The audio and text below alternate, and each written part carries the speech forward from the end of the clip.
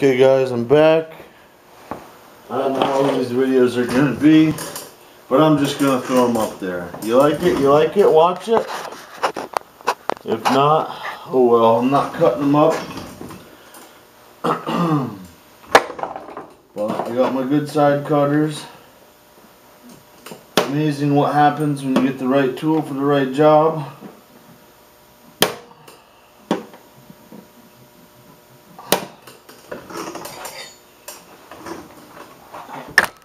Sometimes I reuse my studs, sometimes I don't. It's all according to what the head looks like on them. Okay.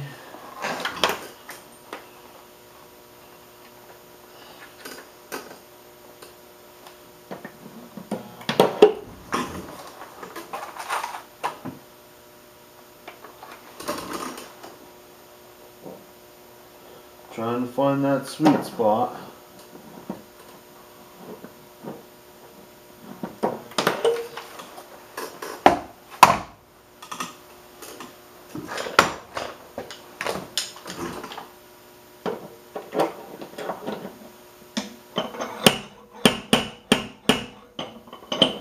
Very light little taps. No big hammer taps necessary for this.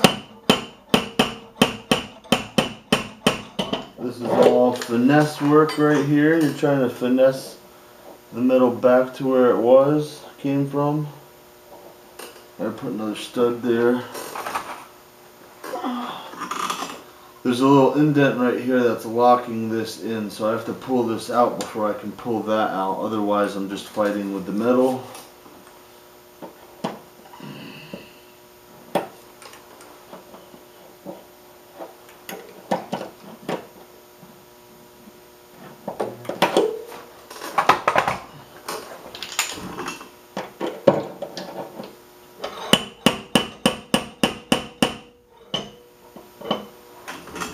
Get my body hammer, try to relax some of this metal.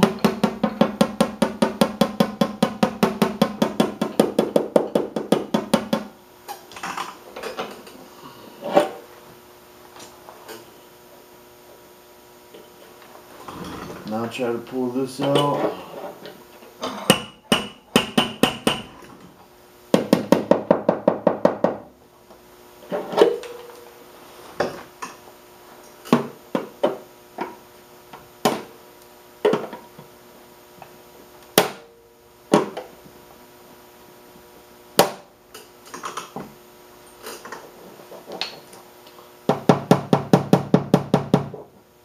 Bit of a high spot left from pulling on the studs. Try to knock them down a little as I go.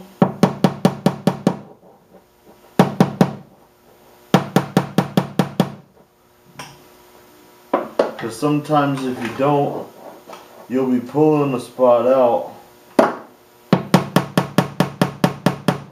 You'll be pulling the spot out, and as you get them all done, like this is a little high from where you pulled. Well, since you pulled this without tapping this down, this locked that out. So then you end up getting fishy, like waves in your metal, because you're trying to pound down these high spots when you stretch the metal outwards without relaxing it, and you stretched it all to where all these stretch marks are holding it out. If you guys can grasp that concept.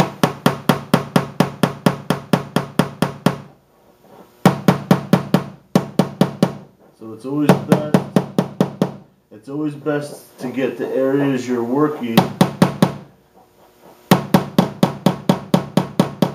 as straight as you can before you move on to another area. The more time you take right here in this step, straightening this metal, the less time you'll spend putting on Bondo, sanding it off, putting on Bondo, sanding it off. Because the straighter you get this metal, I mean, if you could sit here for a long time and get this metal so perfect, all it needs is a little bit of glaze. But obviously, you just want to get it straight enough to where one wipe of Bondo, one wipe of glaze, straighten the primer. That's the idea. Alright, I got this upper part of the dent worked out pretty well, so I'm going to jump down, I'm going to jump into this part of the dent.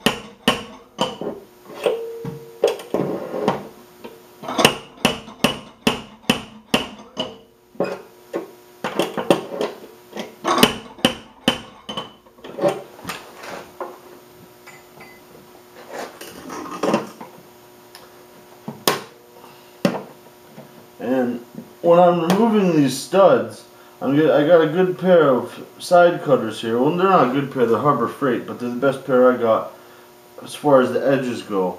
And you're trying to work right under and grab that lip. The head of the stud is a dome shape. For you guys that don't know, it's like a dome on the end of the stud. And when you weld it on there, it has a little lip. When you're trying to work your side cutters under that lip, grab it really tight and just give it a couple of little wiggles back and forth, and she should pull off, and it shouldn't leave a hole. You shouldn't cut the stud off and leave the head on there and grind it off later, because what ends up happening is you grind that head away and it heats up the metal a lot, grinding that head away. And not to mention, to grind it flat, you actually are grinding the sheet metal away as well, and you're actually weakening the structure. You're making it thinner. You're taking metal away from it when your object is to keep as much metal there as you possibly can. Come along further down the dent. You're gonna come right in here. Studs keep flying out of my gun.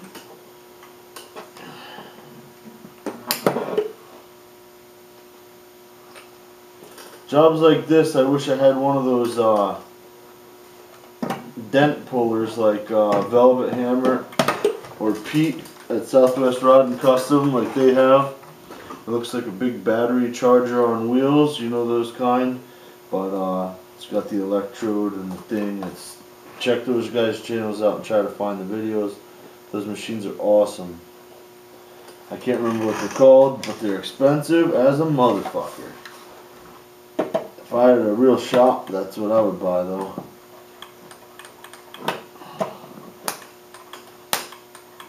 I'm not getting a good connection going. I'm on now.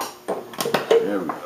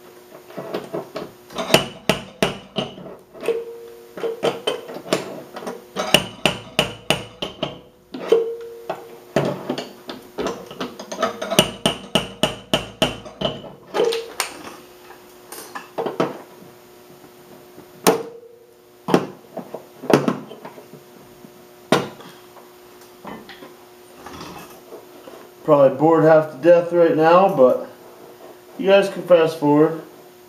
I'll give you permission. I don't give a shit what you do.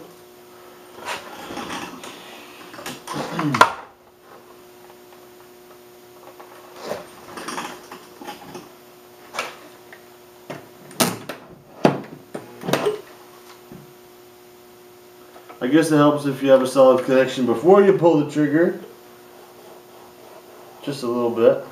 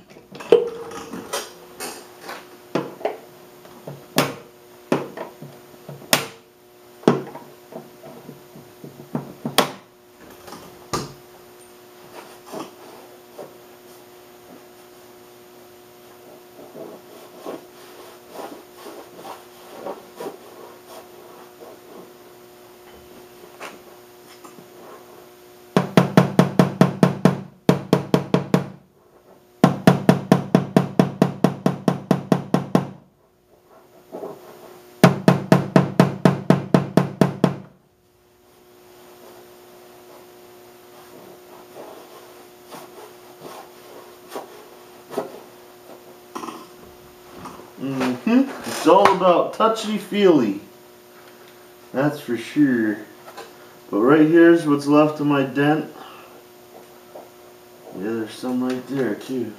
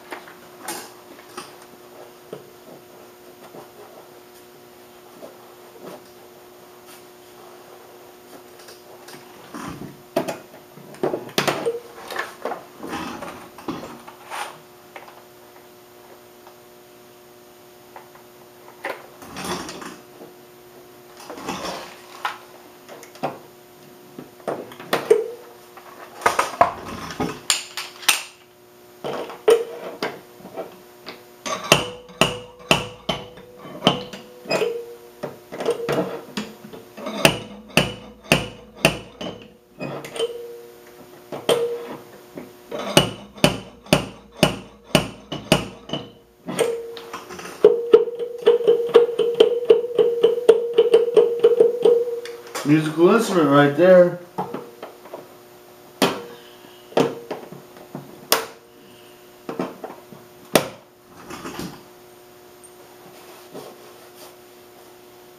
Pretty good. Couple more little pulls down here. Oh yeah. Just a couple right in there. Yeah, that'll be good. Came out pretty nice. If I don't say so myself.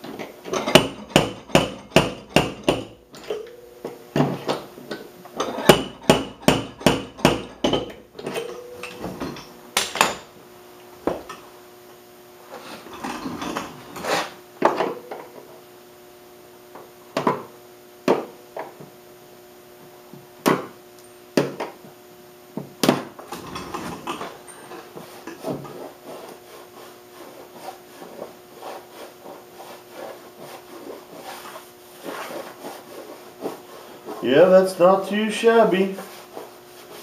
That's for sure. I'll get my spoon out. I want to relax some of this. out there. You can hit it with your hammer like that.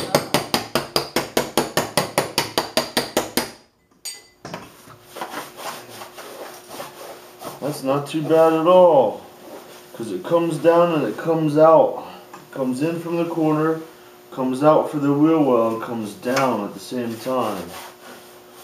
That's pretty good. Tap down a couple of these highs.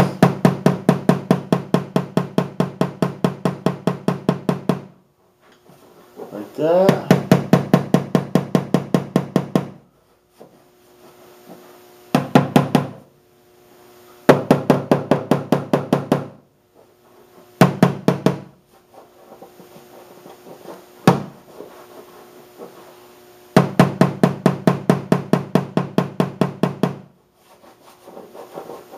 That's pretty damn good.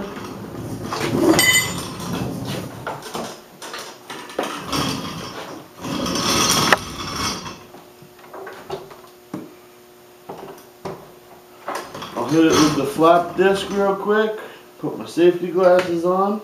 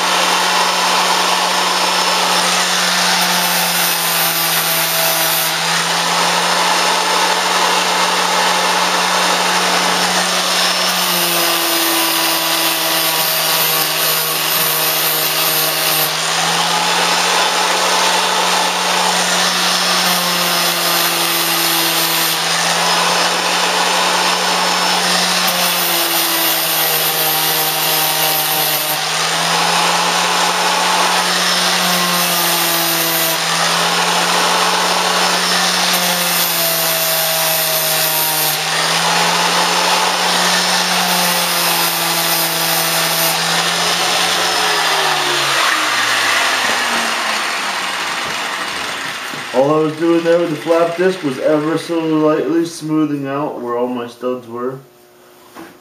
But yes, that feels very nice. A nice little skiff of mud and a skiff of glaze. This repair area will probably be about, well, it's going to be up into here, but it'll probably come out into the paint like that, feather it all out. That one's done. Now I got to move over and do this little crease.